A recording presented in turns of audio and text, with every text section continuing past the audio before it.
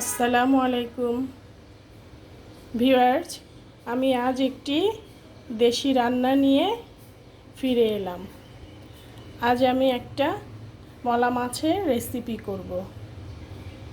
এটার জন্য আমার লাগবে, এখানে আমার 300 গ্রাম মলা মাছ, একটা আলু এরকম করে কেটে নেওয়া, 1 কাপ পেঁয়াজ কুচি, 2টো টমেটো, ধনেপাতা কুচি, জিরা পেস্ট, কাঁচামরিচ, আর এখানে হলুদ, ধনিয়া, পরিমাণ মতো লবণ, আর এখানে আমার খানিকটা সরিষার তেল আর খানিকটা সয়াবিন তেল লাগবে।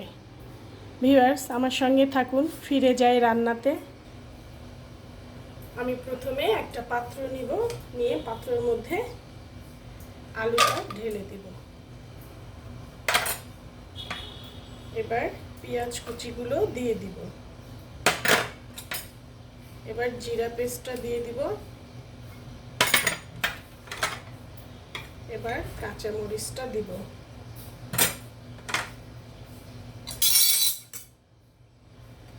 হলুদ, ধনিয়া, লবণটা অ্যাড করে দিব। এবার আমি এতে পরিমাণ মতো সরিষার তেল দিব, খানিকটা সয়াবিন তেল দিব। একটু বেশি তেল দিব, তাহলে আমার মাছটা ভালো হবে খেতে। ভিউয়ার্স, আমি এটাকে খুব ভালো করে এইভাবে মাখিয়ে নিয়েছি। এখন আমি এর মধ্যে মাছটা দিয়ে দিব। দিয়ে আমি এটাকে হালকা হালকা করে এইভাবে মাখিয়ে নেব। আমি এখন টমেটো কুচিটা এর মধ্যে দিয়ে দিব, দিয়ে আবারও ভালো করে মাখিয়ে নেব। আমি এখন আমার মাখানো হয়ে গিয়েছে, আমি ভালো করে মাখিয়ে নিয়েছি। এখন আমি এর মধ্যে পরিমাণ মতো পানি অ্যাড করব। এই পরিমাণে অ্যাড করব ভিউয়ার্স। এখন আমি এটা চুলোতে চাপিয়ে দিব। আমার মাছের তরকারিটা চুলায় ঢেকে বসিয়ে দিয়েছি। যখন এটা ফুটে উঠবে তখন আমি ঢাকনাটা তুলে নিব। ভিউয়ার্স, আমার মাছের তরকারিটা ফুটে উঠেছে। ঢাকনাটা খুলে আমি রান্না করব।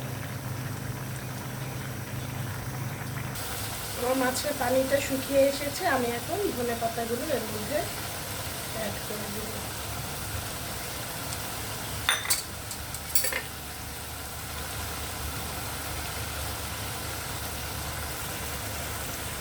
ঢাকনা দিয়ে ঢেকে দিব।